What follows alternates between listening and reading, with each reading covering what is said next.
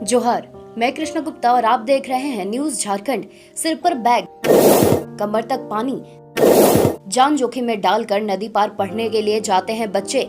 वैसे तो केंद्र सरकार और राज्य सरकार विकास के तरह तरह की दावे करती हैं, लेकिन उन दावों की जमीनी हकीकत ठीक उसके विपरीत है। इसी का नतीजा है ग्रामीण स्तर पर ना तो ठीक से सड़क और स्वास्थ्य की व्यवस्था हो पाई है और ना ही शिक्षा की।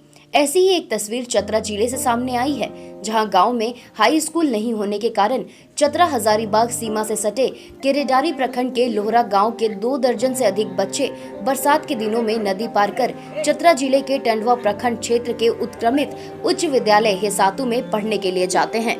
गाँव से 4 किलोमीटर दूर पैदल जाते हैं बच्चे। सिर पर बैग लिए और नदी में कमर तक भरे पानी को पार करते ये बच्चे हजारीबाग जिले के केरेडारी प्रखंड के लोहरा गांव के हैं, जो अपने गांव से 4 किलोमीटर दूर नदी पार कर चतरा जिले के टंडवा प्रखंड क्षेत्र के उत्क्रमित उच्च विद्यालय हेसातु में रोजाना पढ़ने के लिए जाते हैं। केरेडारी प्रखंड का लोहरा गांव और टंडवा प्रखंड का सातु गांव दोनों ही घने जंगलों से घिरा नक्सल प्रभावित इलाकों में आता है, लिहाजा दोनों गांवों में विकास की रफ्तार काफी धीमी है। ऐसे में आम दिनों में बच्चों को घने जंगलों को तो पार करके पढ़ने के लिए जाना ही पड़ता है, लेकिन बरसात के दिनों में उनकी मुश्किलें 2 गुनी बढ़ जाती है। एक तो घने जंगल और ऊपर से बरसात के कारण गहरे पानी से भरे नदी को पार करना इनके लिए ना जाने कब आफत बन जाए। लेकिन फिर भी शिक्षा का जुनून ऐसा कि इन दोनों आफतों को पार कर 2 दर्जन से अधिक बच्चे और बच्चियां स्कूल पहुंचती हैं। बरसात के दिनों में नदी को पार करके कपड़े तो भीग जाते हैं। ऐसे में बच्चे कपड़े के दूसरे सेट को भी अपने साथ बैग में डालकर साथ चलते हैं और फिर नदी पार करते ही उसे बदलकर स्कूल चले जाते हैं। इस दौरान कभी कभार लगातार बारिश होने के कारण उनका ड्रेस भी नहीं सूखता, जिसके कारण भीगे हुए ड्रेस को ही पहनकर स्कूल में जाना पड़ता है।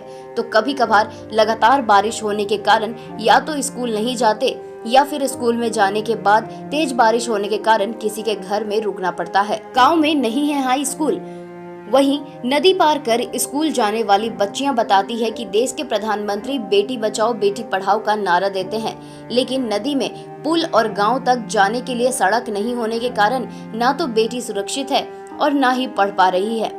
छात्राएं बताती है कि गांव में 8वीं कक्षा तक का स्कूल तो है, लेकिन उसके बाद की पढ़ाई करने के लिए गांव से तकरीबन 15 किलोमीटर की दूरी में हाई स्कूल है।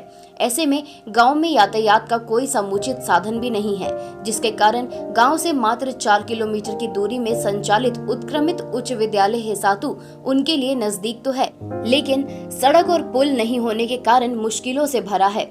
विद्यालय के शिक्षक विश्नेश्वर कुमार बताते हैं कि बच्चे जान जोखिम में डालकर पढ़ने के लिए स्कूल में आते हैं।